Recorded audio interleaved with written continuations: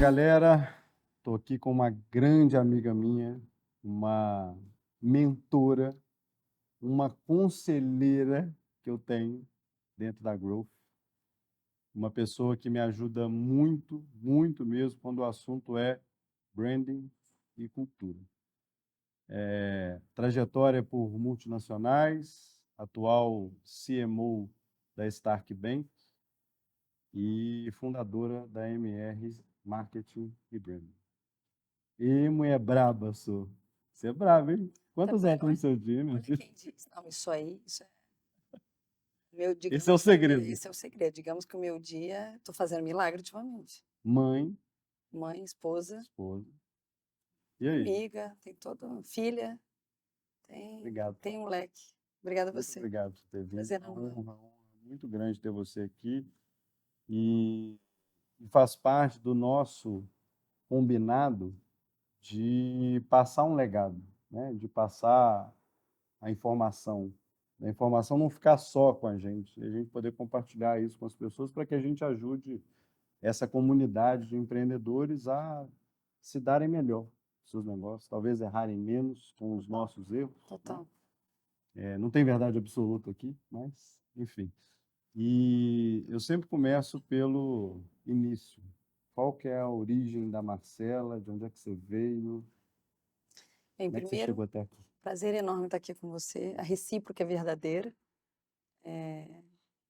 Então, aprendo muito com você. E é uma honra dividir aqui esse papo e aprender um pouco mais também trocando. Vamos que vamos. Bem, Marcela Rezende, vamos lá, por onde eu começo?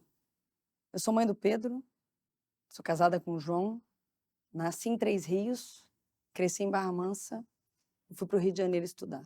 Fluminense. Fluminense. Quase Minas Gerais. Quase Minas Gerais. Eu costumo dizer, todo mundo brinca comigo dizendo, mas você é carioca? Porque quando eu tô aqui, as pessoas perguntam se eu sou carioca. Eu falo que eu sou falsificada. E quando eu tô lá, todo mundo pergunta se eu sou paulista. Então, sempre tem alguém, não sabe exatamente, porque o sotaque é um pouco mix de todos os lugares onde eu Muito mistura. passei. E aí, muita gente fica me perguntando de onde você é. Eu sempre costumo dizer que eu sou uma carioca falsificada. Mas a família está em Três Rios? A família, não. Meus avós, né? Hoje eu tenho uma avó por parte de mãe, Que benção. ela tá em Três Rios. Mas meu pai e minha mãe ficam entre Barra Mansa, que é onde eu cresci, meu pai tem uma empresa lá, Aham. Rio, onde a minha irmã tá, e São Paulo, onde eu tô baseada. Então eles ficam fazendo essa O pai é triangulação. empreendedor. Você tem um Empreendedor, exemplo de tem. empreendedorismo? E workaholic, É mesmo? totalmente, Até hoje? até hoje. Que loucura. Ele não desacelera, não? Não desacelera. Não cansa? Não.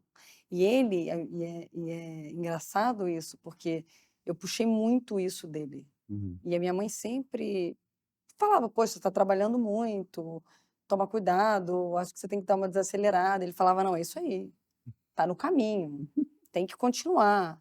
Tem duas histórias muito marcantes da minha vida que ele me ensinou. Primeira foi, eu sempre quis um cartão de crédito e uma conta no banco. E aí eu pedia, me dá um cartão de crédito, uma conta no banco. E ele falava, mas você não trabalha, por que eu vou abrir uma conta de crédito e te dar um talão de cheque? Naquela época tinha talão de cheque. Por que eu vou te dar um talão de cheque se você não trabalha?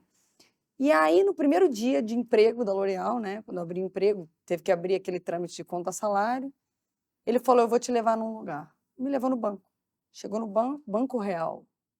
Eu queria abrir uma conta para essa moça aqui, uma conta corrente, que era um talão de cheque e um cartão de crédito, porque agora essa moça ganha salário.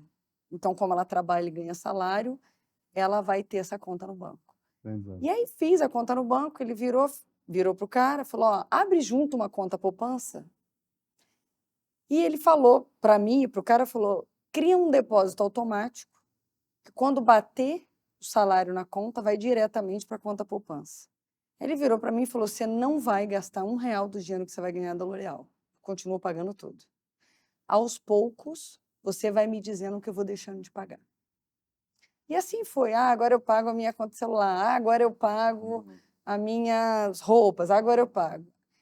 Até o dia que eu fui expatriada, eu vou chegar lá na história, mas eu fui expatriada pela L'Oréal para Paris em 2008, Uhum. que a L'Oréal, enfim, estava em conversa com a L'Oréal para ser expatriada, e eu sentei, convoquei ele, minha mãe e minha irmã para conversar, lá a gente troca muito, e trouxe. Eu falei, olha, estou com essa oportunidade e eu quero ir. E eu queria saber a opinião de vocês. E aí eles super me apoiaram sempre, e não foi diferente dessa vez. E aí eu falei para o meu pai, falei, ó, e quando eu entrar naquele avião, a partir de agora, eu sou 100% independente financeiramente. Isso foi em 2008. E ele falou, tá bom.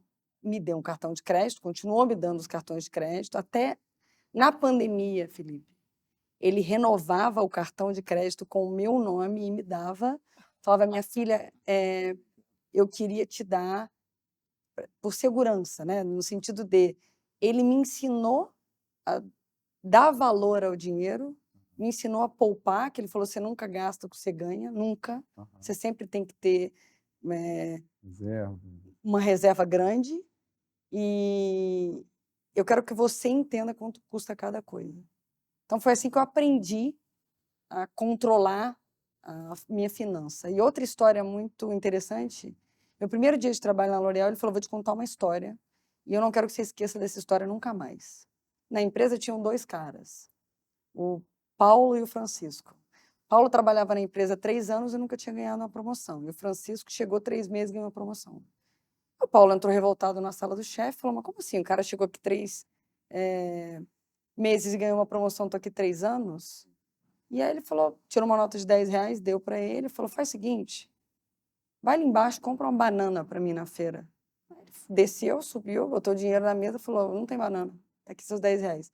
Ele falou, senta aí, chamou o cara que recebeu a promoção, deu os mesmos R$10, falou, compra banana para mim na feira. O cara desceu, subiu, falou, ó, não tem banana, tem pera, uva, maçã. De qualquer forma, eu peguei o WhatsApp do cara, ele falou que vai trazer a banana amanhã, e se quiser a gente manda o WhatsApp, ele traz aqui o que você precisar. Aí ele falou, obrigada. Ele dispensou o cara, falou, você precisa te explicar por que o cara ganhou a promoção? E ele falou, você sempre na vida, quando você for fazer o teu trabalho, você não faça só o seu trabalho. Você entenda o porquê você está fazendo, entenda o todo. Uhum. Não é só a sua parte, é sobre como a sua parte ajuda a entregar o todo. A pessoa nunca tem que ser focada em algo. Por mais que você se especialize, você tem que ter visão estratégica. E assim foi ao longo dos anos, eu nunca esqueci dessa história. E eu sempre conto essas histórias para as pessoas, as 2 histórias para as pessoas que trabalham comigo. Você já falou de uma empresa aí, L'Oréal, multinacional francesa, todo mundo conhece. Você começa na L'Oréal, vai para fora, como é que é trabalhar com francês? Bem, Como é vamos que está lá. numa cultura como Fazendo um trás para frente rapidinho. Então, fiz faculdade na SPM, professor em 2008 veio contar um case do L'Oréal, 150 países do mundo, 4 divisões, uma grande escola do marketing, cosmético, mulher ama. Acabou a aula, todo mundo saiu, eu fiquei, perguntei para o professor onde fica a L'Oréal Brasil. Ele falou, por quê? Eu falei, vou trabalhar lá. E aí, assim começa a minha história com a L'Oréal, entrei como estagiária, virei trainee, aí fui subindo a escadinha, analista, coordenadora. 2008, gerente de produtos de média excelência, lanço o primeiro site de L'Oréal América Latina, nenhuma marca de América Latina tinha site, fiz uma campanha, essa campanha ganha um prêmio de melhor ação interativa e melhor site, e faz a média excelência voltar para a liderança. Muito legal. Sou expatriada, também a primeira pessoa no meu cargo, eles só expatriavam um diretor. Nessa época eu era gerente de produto. Uhum.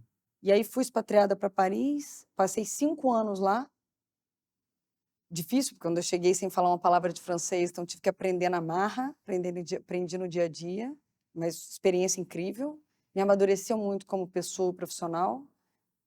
Comi o pão que o diabo amassou, porque eu não falava francês quando eu cheguei. E muita gente lá não fala inglês. Então, eu confesso para você que não foi tão fácil. Muita gente faz a brincadeira do Emily in Paris, quando eu falo isso. Ah, Emily in Paris. Eu falei, sim, foi Emily in Paris, mas sem o glamour. Com bem menos glamour do que vocês veem nas telas. E o parisiense, ele é um francês diferente, né? Total. Total. Não é simples. Não, Paris é diferente do restante da França. Outro bicho. É outro bicho. Outra pegada. Mas foi incrível, amei. E aí volto para o Brasil em 2013 para localizar a Maybelline. Maybelline era 100% importado. Uhum. E aí a gente estava ali no meio da pirâmide. E o que acontece? Começa a entrar marcas baratas no mercado. Quem disse Berenice, Vult, Avon com Color Trend. E a gente descola de preço. Ou a decisão era ou tirava a marca do Brasil ou localizava. E aí acabou que eu voltei para o Brasil para localizar porque eu tinha feito desenvolvimento de produto em Paris e já conhecia o mercado brasileiro. E acabo voltando em 2013, puta da vida, que eu não queria ter voltado, queria ter ido para Nova York ou para Londres, mas tem horas que algumas vezes você não fala não. Volto para o Brasil, fico 1 ano e 4 meses na L'Oréal, foi quando a Estée Lauder me puxa, diretora de marketing para a MAC América Latina. E aí eu fico 1 ano, muito diferente do que eu estava acostumada na L'Oréal, a cultura bem diferente. Eu acho que tem uma questão aqui de adaptação cultural. E a L'Oréal, a L'Oréal ela te joga num lago cheio de jacaré sem saber nadar. Se vira. E fala se vira. E eu fui criada assim. E eu adoro essa energia, essa ter que correr atrás de solução de problema. E a Estée Lauder era a pegada um pouco diferente. Então, eu estava acostumada com aquele outro esquema. E aí eu falei, não, eu prefiro aquela outro tipo de cultura. E aí depois, nesse meio tempo, eu recebo um convite, Bacardi, presidente da Bacardi Brasil, tinha trabalhado comigo no L'Oréal, me convida para ir para a Bacardi Brasil, eu fiquei 1 ano no Brasil. Aí a equipe fez 2 projetos super legais, Williams Martini Racing, com Martini Fórmula 1 e Rock in Rio com Bacardi. O presidente da América Latina pergunta, a gente queria, pergunta não, né? A gente queria que você fosse para o México. Convite. Convite. Recusável. Aqueles convites que você não pode negar, sabe? Que se você falar não, já era. E aí eu falei, bem, quais são as opções que eu tenho? O plano A, B e C é ir para o México. Eu falei, bem, então, estava namorando o João já, falei, mas eu quero construir uma família. Existe a possibilidade e a flexibilidade de eu voltar 1 semana por mês. Eles toparam, e aí eu ficava 3 semanas morando num hotel e 1 semana morando aqui no Brasil. Fiquei nessa vida 1 ano. E o João? O João topou. O João entendeu, no primeiro dia de date, Legal. que se ele quisesse ficar comigo, ele tinha que aceitar o Pilar, que era um trabalho muito importante para mim. Muito importante. Eu amo trabalhar. Amo. Eu não trabalho por obrigação. Eu trabalho porque eu gosto. Eu gosto de produzir, eu gosto de entregar, eu gosto de trocar com outras pessoas, aprender. Me meto em um monte de situação que eu tenho que aprender do zero. Tipo, agora fui para um banco totalmente diferente do que eu fiz na minha vida inteira. E um banco B2B, onde eu nunca fiz nada de B2B. Então, eu gosto de me tirar da zona de conforto, porque assim eu me forço a aprender e a ser uma profissional, uma pessoa melhor. México é muito parecido com a gente, né? Eu não acho. Não, em tamanho, geografia. Eu acho que assim, mas tem uma coisa trabalhando lá com a equipe mexicana, que é muito diferente do Brasil. Primeiro que é um país onde a mulher sofre muito preconceito. Muito preconceito. Mais que Vivi aqui. situações, muito mais que aqui. Eu vivi situações onde eu fiquei, digamos que chocada, assim. Onde eu falei, mas como assim? Você está vivendo isso hoje em dia? Então, difícil. Eu cheguei em casa chorando. Então, isso não foi legal. E o brasileiro, ele se vira, ele entrega, ele faz o negócio acontecer. E essa não foi a pegada e essa não foi a realidade que eu encontrei lá. Então, eu diria que o povo brasileiro é mais virão, é mais criativo, entrega mais. Então, para mim, tem um pouco dessa diferença. Eu acho que a gente é mais raçudo, faz acontecer, pelo menos a experiência que eu tive. Mas, voltando, enfim, fiz México, para terminar aqui o o 20 anos curto. Odeio a merda. Não, porque eu não vou começar a falar com o tempo de carreira e tudo mais, que senão eu entrego a idade, Melhor, né? deixa. Poxa, deixa o Botox funcionar, Deixa quieto. poxa vida.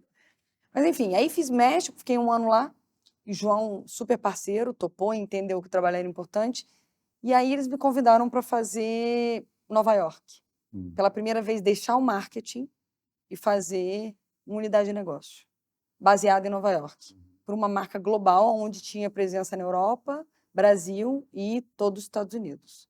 Mas era base em Nova York. E aí, assim, eu fui para Nova York com o mesmo deal de voltar 1 semana por mês para o Brasil.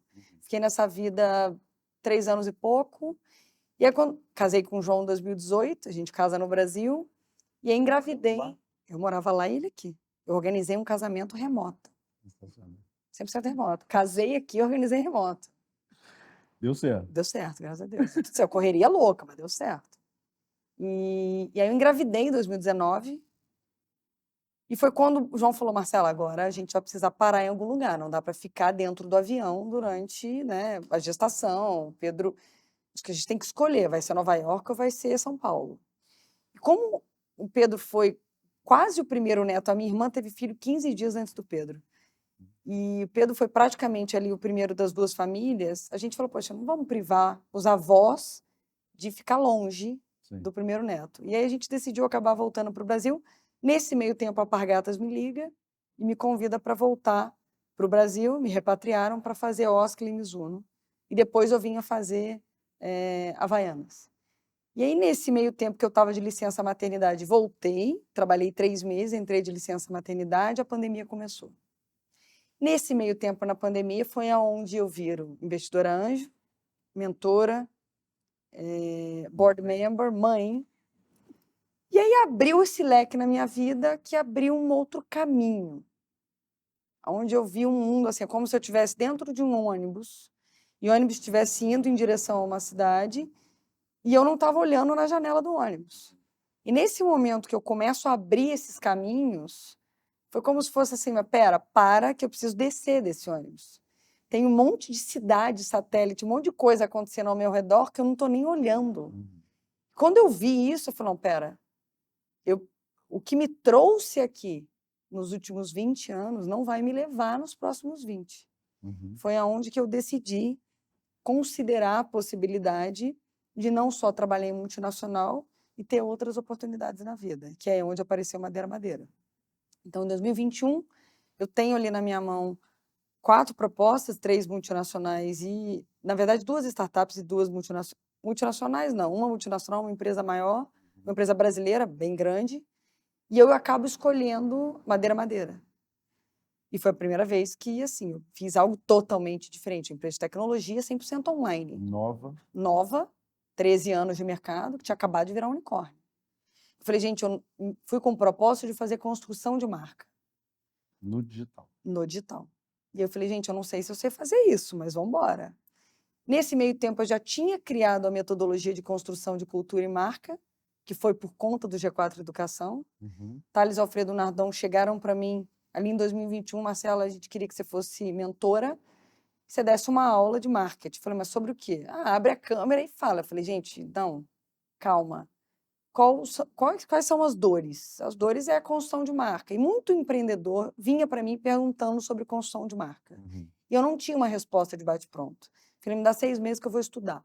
Fui estudar, comecei a olhar livro, referência, vi que tinha muita coisa muito complexa e comecei a tentar entender o que as empresas de sucesso da nova economia e da velha economia tinham em comum, que fazia com que as marcas eram muito, muito fortes. Tinha uma construção muito perene, muito bem desenhada. Eu entendi que era cultura e comecei a desenhar o framework. Aterrizo o framework, dou na aula gravada do G4 Educação e aí começo a receber um monte de feedback. Super bacana isso aqui, implementei, está funcionando super. Aí começo a vir feedback, eu falei, bem, tem coisa ali. E aí, ao mesmo tempo, eu comecei a implementar na Madeira. Foi aí que, em março do ano passado, eu saio da Madeira e começo a me dedicar 100% ao framework de construção de cultura e marca que eu fundei, que eu criei, Inclusive, estou escrevendo um livro, assim como você, Daqui a pouco a gente que, fala. com certeza, que vai ser lançado, não sei se a gente vai lançar esse ano ou ano que vem, mas vem um livro por aí. Comecei a ajudar outros empreendedores, e aí veio o convite agora no final do ano, Stark Bank, para ser...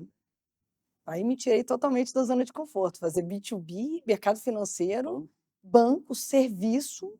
Aí foi, enfim, mas estou super feliz. Aí tem que um mês e quase 2 meses na caminhada já. Incrível. Marcela, você sempre foi marqueteira? Porque assim, eu estou te fazendo essa pergunta porque eu comecei a pensar nisso, eu falei, caramba, eu sempre gostei, né, de vender, sempre fui vendedor e tal, e aí depois eu caminhei para esse lado da comunicação, e porque eu tinha que fazer tudo mesmo, então, Uhum. você sempre teve esse perfil? Eu te confesso que quando eu fui fazer faculdade, né, rolou uma história do teste vocacional. Que eu tinha vocação para muita coisa. E aí a minha mãe falou, não, tá, meu Deus do céu, não dá. Era engenharia genética, arquitetura e marketing, sabe? Era nesse nível. É isso, é nesse nível. E acabou que eu fui fazer SPM. A faculdade, eu te confesso que foi ok, gostei, mas eu não sou de sentar e decorar, eu não sou essa pessoa, eu sou a pessoa de resolver problema. E no primeiro dia de trabalho, que eu trabalhei de estagiária, eu falei, gente, como é que eu não descobri esse trem antes? Muito melhor. Muito melhor trabalho. Trabalhar mais Não legal. dá para comparar. Eu falei, como assim? Para que eu tenho que fazer faculdade? Então foi um pouco nessa linha. E a vida inteira, depois de L'Oréal, meu caminho foi trilhado ali 100% em marketing, tirando a minha passagem por Nova York, quando eu cuidei de Leblon, que eu cuidei da unidade de negócio, aí eu olhava full P&L, então eu não fiz só marketing, o restante, a vida acabou me colocando em marketing. E muito por conta da minha construção, das empresas onde eu passei, muito com essa questão de construção de marca.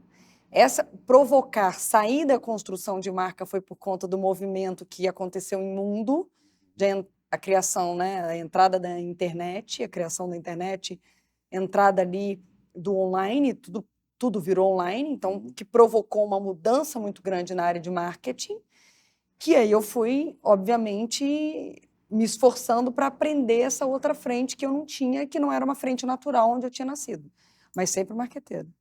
E obviamente, né? E obviamente que eu acho não, eu tenho certeza, todo marqueteiro é vendedor. Fato. Fato. Uns mais, outro menos. O papel do marketing, na verdade, o marketing tem 2 papéis na empresa. Primeiro, a venda, ajudar a impulsionar a venda, então ajudar a equipe comercial a vender mais e construir marca. Gerar awareness, conhecimento de marca. Então, você não só direcionar, mas fazer com que a marca cresça de maneira consistente e de maneira frequente. E, obviamente, se adaptando a tudo que acontece em volta, mercado e mundo. Então, eu diria que durante esses 20 anos de carreira, o que eu fiz foi sempre focando nisso. Como é que eu vendo mais e como é que eu faço para construir uma marca onde a reputação da marca vai me ajudar a vender e não somente eu ter que ficar fazendo ali trabalho de fundo de funil. Tem uma frase de um amigo nosso em comum, que é o diretor de operações do G4, que é o João Vitor. Que eu gosto muito, inclusive. Ele é demais, ele é demais. O João Vitor, ele falou uma vez que, eu gostei muito da frase dele, ele falou, branding é growth no futuro. Você concorda? Eu concordo, mas eu acho que tem a palavra branding, ela ficou muito banalizada. As pessoas, né, principalmente fundadores e empresários, mas isso é buchitagem, né? Deixa eu focar aqui em produto, deixa eu focar em venda, que isso é buchitagem.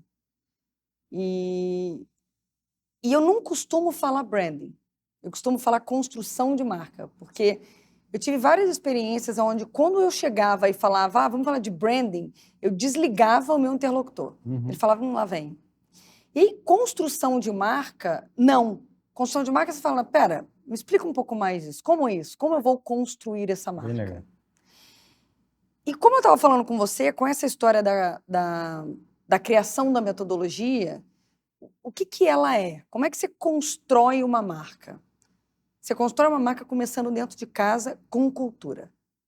Se você olha todas as marcas que são exemplos hoje, marca não só da nova economia, mas também da velha economia, Nubank, Disney, Nike, Google, o iFood, do nosso amigo Diego Barreto. Todas essas marcas, o que elas têm de similar? As marcas são muito fortes, mas antes de fazer a construção tem a cultura, que é composto por propósito, missão, visão e valores. Todas as marcas que têm uma construção muito forte têm isso muito bem aterrissado. A companhia inteira sabe a direção que a marca está indo e, consequentemente, isso você faz para fora. Você faz não só para dentro, mas também você faz para fora. Porque tem 2 pontos. Tanto a cultura... O ser humano ele precisa clusterizar para entender. Isso é fato. Então, o ser humano ele clusteriza e ele entende. Tanto a cultura dentro de casa, que começa dentro de casa, quanto a marca, os seus colaboradores eles precisam clusterizar o que é essa cultura, eles precisam entender para clusterizar, e os consumidores também. Se você não faz esse trabalho intencional e proposital, deixa eu explicar o que é a cultura dessa companhia, o que eu acredito, quais são os valores, aonde eu quero colocá-la. Se você não fizer algo intencional, tanto os colaboradores quanto os consumidores, eles vão clusterizar para você. E aí existe um risco enorme deles te colocarem num lugar onde você não quer estar. E mesmo você trabalhando cultura e trabalhando marca intencionalmente, existe um risco deles não entenderem a mensagem que você quer passar. Então, por isso que é uma construção perene e uma via de mão dupla. E eu costumo dizer que o marketing é como se fosse uma ponte. Você precisa, você da área de marketing, a gente da área de marketing precisa atravessar essa ponte com as informações da empresa, ir até o consumidor, levar as informações, coletar insight e voltar para dentro de casa para trabalhar. E retrabalhar. E retrabalhar. Então, é uma construção que ela é contínua. E ela sempre tem que ser revisitada para entender, entender justamente se a mensagem que você está passando internamente e externamente é aquilo exatamente que você quer que o consumidor e que seus colaboradores entendam. Muito legal. Eu diria que é um pouco por aí. Essa história de... E aí, de novo, eu costumo não usar branding proposital, porque eu quero trazer a importância dessa construção para as empresas. As empresas que têm... Isso é fato. A gente pega Nubank. Nubank conseguiu o valuation que conseguiu, função de marca. O que é marca? Não só pela tecnologia, Total, por ser obviamente, incrível. mas... E tem 2 coisas. Além disso, tem... Tudo numa empresa é copiável. Tem 2 coisas que não são copiáveis. Cultura e marca. Você não copia cultura e você não copia marca. Você pode copiar produto, copia preço, copia estratégia de go-to-market. Você não copia cultura e marca. E eu acho que é um pouco por aí. Incrível. Dentre tudo que a gente falou aqui, e principalmente para empreendedores, né, que estão começando o negócio, e obviamente não dá para abraçar tudo, né? A pessoa tem que ali, cara, faturar, próximo mês faturar mais do que faturou esse, próximo mês faturar um pouco mais do que faturou esse. E é o caminho de, né, matar um leão por dia, vamos embora, é nóis. O que você acha que tem que ficar muito claro para esse empreendedor? O que uma boa estratégia de comunicação, o que uma boa estratégia de construção de marca, uma boa estratégia de cultura precisa ter para dar certo, na sua visão? Muita gente me pergunta qual o momento de fazer construção de marca. E eu digo que é justamente isso. Quando o empreendedor começa, não se preocupa com isso. Se preocupa em vender, paga a conta. E entender se o que você está propondo a vender, seja um produto ou serviço, as pessoas vão comprar.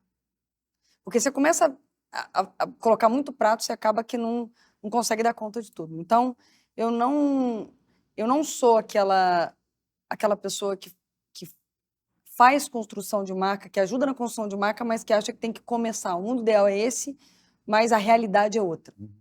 Mas a partir do momento que você tem uma marca e que você sabe que tem consumidor comprando o seu produto ou serviço, para e reflete sobre essa questão da cultura. E até para quando você vai fazer a comunicação, e aí você começa a se comunicar ali através da equipe de vendas, você começa a se comunicar através do site, através das redes sociais. Toda essa construção e essa comunicação tem 3 pilares que são fundamentais, importantes, para que ela perdure e ela seja de longo prazo. Primeiro é consistência. Então, a partir do momento que você começa a fazer algo, seja consistente em todos os canais e em todas as frentes. Fale a mesma coisa, com o mesmo tom de voz, com a mesma linguagem, a mesma mensagem, o mesmo visual, para você captar não só o cliente, mas todos os stakeholders, todo mundo que está envolvido com o negócio, seja investidor, seja parceiro, seja fornecedor, seja possível potencial colaborador que vai trabalhar na sua empresa no futuro, fale a mesma coisa, seja consistente. O segundo é a frequência. Não adianta nada, eu vou começar entrei num canal. Mas se você não criar uma frequência naquele canal, se você não der um pace para aquele canal ele não vai, você não vai educar as pessoas sobre o que você quer transmitir naquele canal. Eu me dispus a fazer isso uma vez por semana, então se organize para fazer uma vez por semana. E se não der certo de cara, não desista de cara. Tente, eu vou testar, não funcionou. Então, consistência, frequência.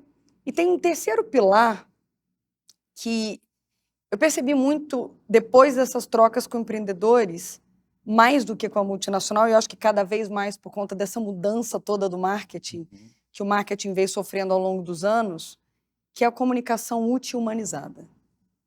Muita gente faz comunicação por fazer e não agrega nada na vida do cliente, na vida do consumidor. Nossa. Então, é muito importante fazer uma comunicação, mas trazer algo relevante para o consumidor. Mesmo que você esteja fazendo comunicação de fundo de funil.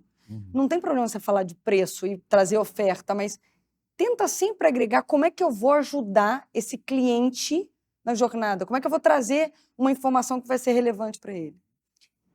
E não só a informação útil, mas como eu falei, a humanização. As pessoas se conectam com pessoas. E cada vez mais a empatia e essa troca é fundamental, seja no B2B ou seja no B2C, independente. Tem muita gente que acha que o B2B, mas eu estou falando com uma empresa, mas quem está comprando é uma pessoa que está por trás daquela empresa. Então, essa conexão humana, ela gera mais venda e ela gera um LTV maior com o cliente dentro de casa, independente do mercado. Então, esses seriam os meus 3, em termos de comunicação, para fazer essa construção ao longo do tempo, essas seriam minhas 3 dicas. Incrível. Esses 3 pilares.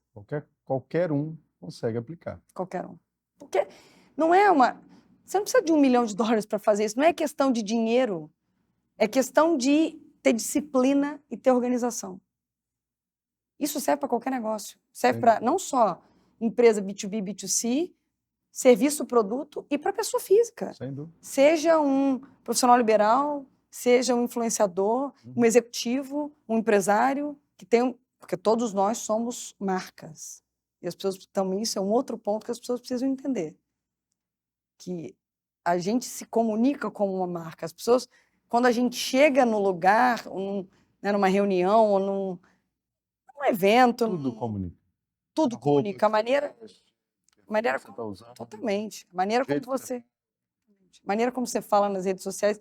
Muita gente chega para mim e fala, mas como é que eu faço para construir rede social, né? Como é que eu faço para criar estratégia? Exatamente do mesmo jeito que você faz com uma marca. Você cria quais são os seus pilares, a sua construção vai ser o que você quer comunicar. Não adianta sair falando tudo e fazendo tudo. Quem fala com todo mundo acaba não falando com ninguém. Então, exatamente da mesma forma. Sempre termino com a mesma pergunta. Na sua opinião, quais são os segredos do crescimento? Eu acho que não tem bala de prata. Tá? É um bom segredo. Não tem bala de prata. Mas eu diria que eu separaria em 2 frentes. Acho que a primeira frente são os soft skills, onde eu vejo, durante essa minha caminhada aí de 20 anos, tem uma questão muito, muito, muito importante da resiliência. Uhum. A resiliência, ela é chave fundamental. Porque vai apanhar. Não, a quantidade de não vai ser infinitamente maior do que a quantidade de sim. Então, acho que tem uma questão de resiliência, adaptação à mudança, ao cenário como um todo. Sendo empreendedor, tem dinheiro, não tem dinheiro, o mercado mudou, aí entrou a internet, começou a pandemia, a economia está ruim, juros altos. Então, você tem que estar flexível, adaptável, todo momento. Então, resiliência, alta capacidade de adaptação. E eu diria que entender de gente. Todo mundo me pergunta qual é o conselho que você daria para a Marcela de 20 anos atrás. Boa. Se você tivesse uma oportunidade, eu digo, entenda de gente. Eu aprendi na marra, estou aprendendo até hoje. Mas tudo que a gente faz é com pessoas. Se a gente não entender de gente... Então, ainda mais para o empreendedor, que tem que recrutar gente a todo momento. No início da empresa, você não tem tanta atratividade assim para recrutar gente. Então, você tem que entender de gente para recrutar gente e para gerenciar essa quantidade de gente dentro da companhia. Então, eu diria que esses três pilares, essas três frentes ali falando de soft skills. E de hard skills, eu acho que tem uma capacidade de adaptação. Não, aí você toca um pouco no outro ponto, mas o mundo está indo muito rápido. E os empreendedores, eles precisam estar pensando lá na frente. Não é só sobre ter um negócio. Uhum. É um pouco, como é que eu faço a minha estratégia hoje, mas o meu negócio ele vai seguir nessa linha, ele vai pivotar. Qual é a influência? Você vê os gigantes, né? Você vê como a Amazon começou e o modelo foi pivotando e hoje eles têm várias frentes, eles fazem várias coisas. Antigamente era muito mais preto no branco. Então você vendia um determinado produto e era isso. Aquilo ali. Hoje em dia não. E você tem que ter essa capacidade de entender para onde o mercado está indo. Uhum.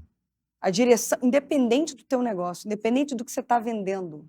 Porque aí você consegue pivotar e entender oportunidades no mercado.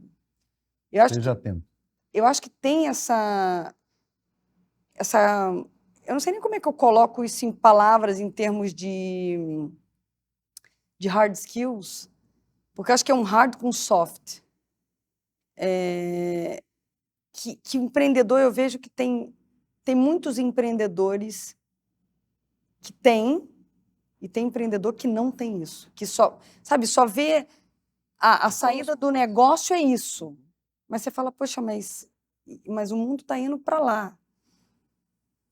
E tem uma outra coisa também, como é que toda essa entrada, AI, qual é o impacto no negócio? Tudo isso que vem acontecendo, tem muita gente que, mas isso aqui não é para o meu negócio. Pode não ser hoje. Vai ser. Em algum momento, com certeza, isso vai chegar. Então, eu diria que um pouco dessas, em termos de soft skills, isso, e de hard skill, é pensamento estratégico e pensamento analítico, não só do número, mas eu acho que de analisar a situação como um todo e não só focar naquilo que você está fazendo no hoje. Visão de longo prazo. Visão de longo prazo. Traria um pouco disso. Maravilhoso. Isso é incrível. Até parece. Para quem fala. Obrigado. Obrigada a você pelo convite. Prazer enorme estar contigo. Conta comigo sempre. Obrigada.